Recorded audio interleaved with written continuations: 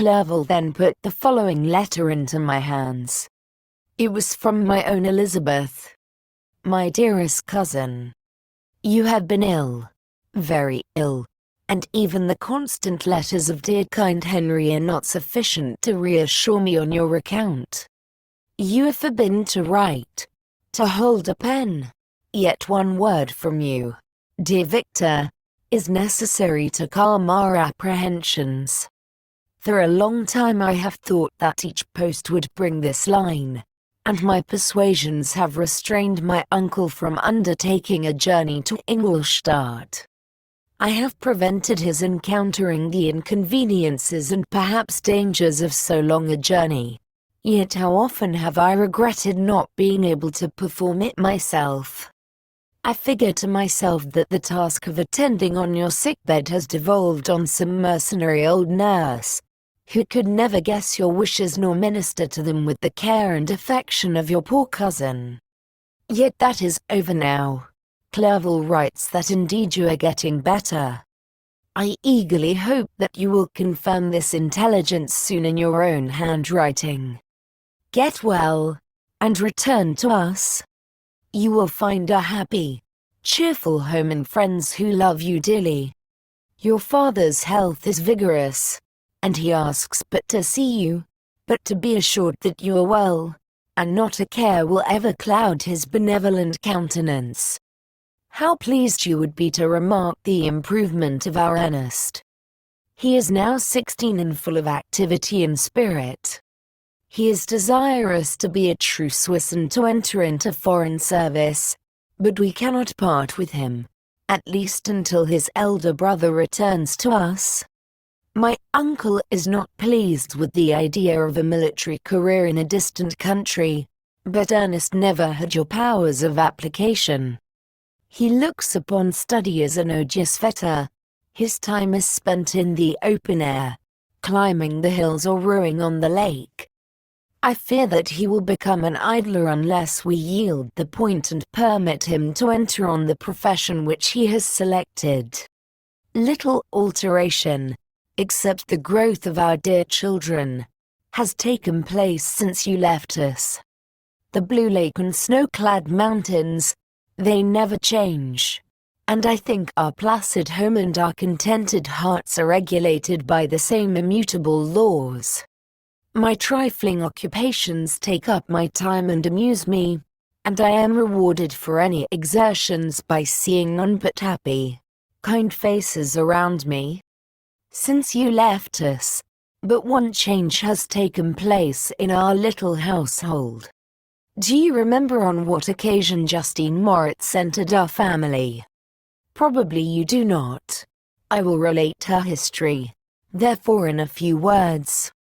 Madame Moritz, her mother, was a widow with 4 children, of whom Justine was the third. This girl had always been the favorite of her father, but through a strange perversity, her mother could not endure her, and after the death of Anne Moritz, treated her very ill. My aunt observed this, and when Justine was 12 years of age, prevailed on her mother to allow her to live at our house. The republican institutions of our country have produced simpler and happier manners than those which prevail in the great monarchies that surround it. Hence there is less distinction between the several classes of its inhabitants, and the lower orders, being neither so poor nor so despised, their manners are more refined and moral. A servant in Geneva does not mean the same thing as a servant in France and England. Justine, thus received in our family, learned the duties of a servant, a condition which, in our fortunate country, does not include the idea of ignorance and a sacrifice of the dignity of a human being. Justine, you may remember, was a great favorite of yours, and I recollect you once remarked that if you were in an ill humor, one glance from Justine could dissipate it. For the same reason that Ariosto gives concerning the beauty of Angelica, she looked so frank-hearted and happy. My aunt conceived a great attachment for her, by which she was induced to give her an education superior to that which she had at first intended. This benefit was fully repaid. Justine was the most grateful little creature in the world.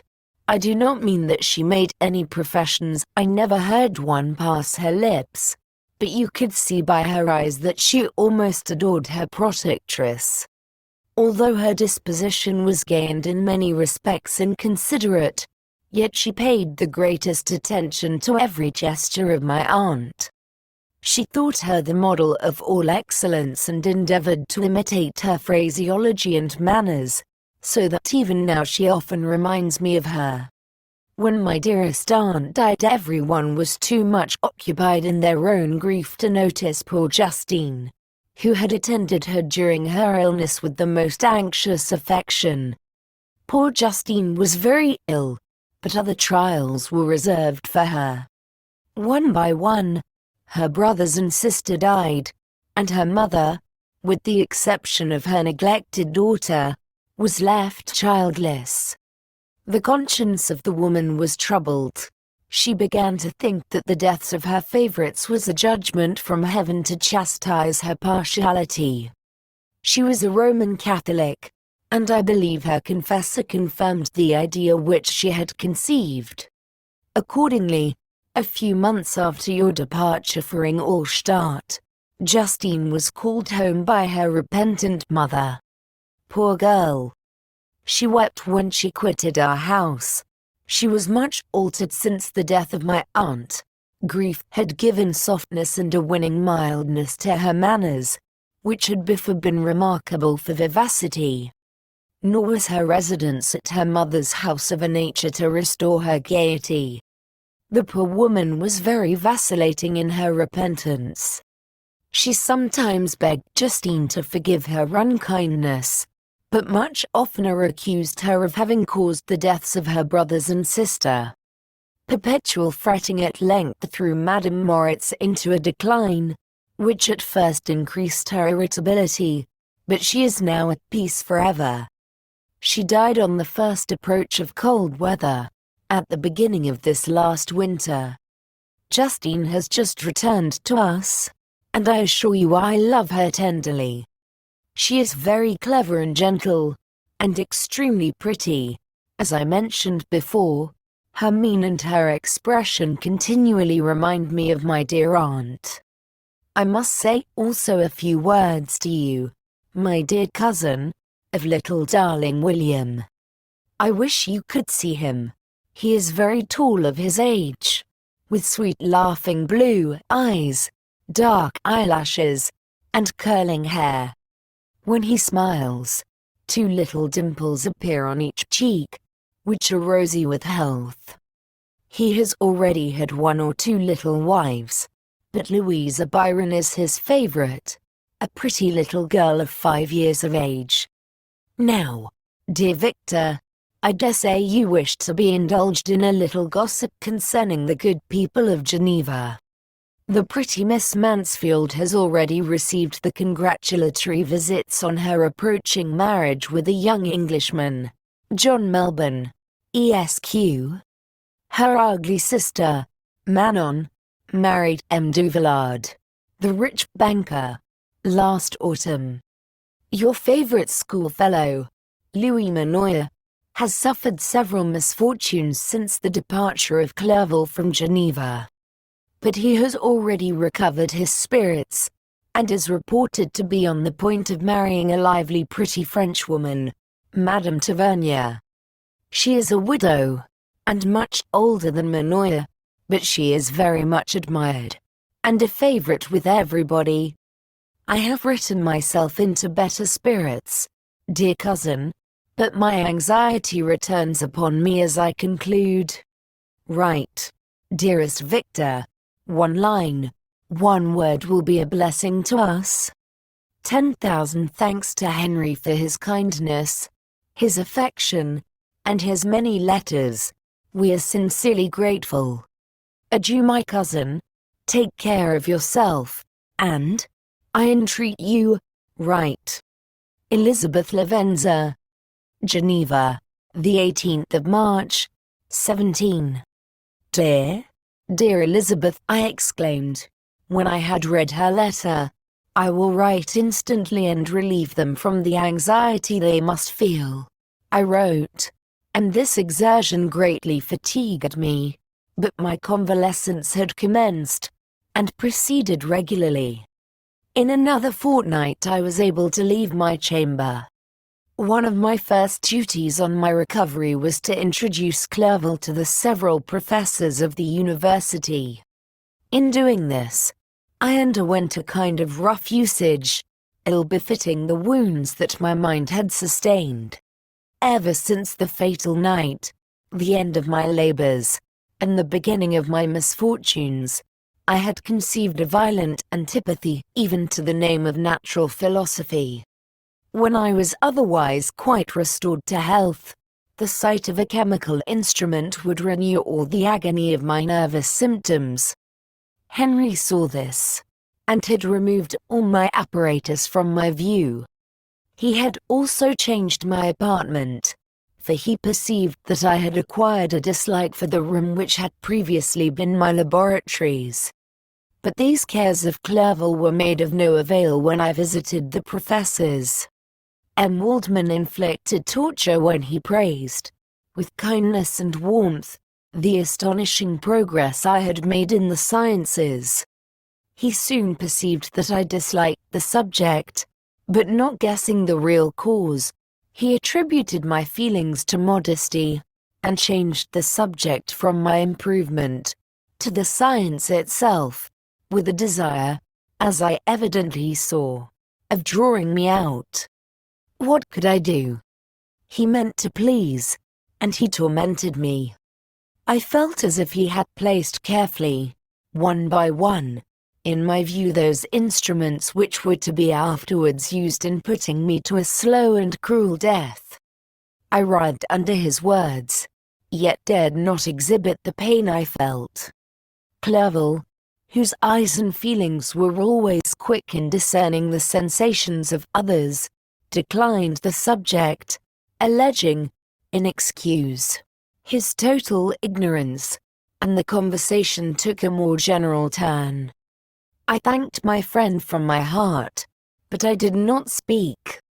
I saw plainly that he was surprised, but he never attempted to draw my secret from me, and although I loved him with a mixture of affection and reverence that knew no bounds, yet I could never persuade myself to confide in him that event which was so often present to my recollection, but which I feared the detail to another would only impress more deeply.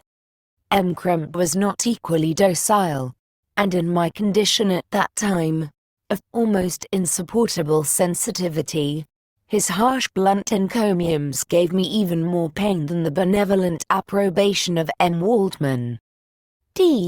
And the fellow, cried he. Why, Clerval, I assure you he has outstripped us all. Stare if you please, but it is nevertheless true.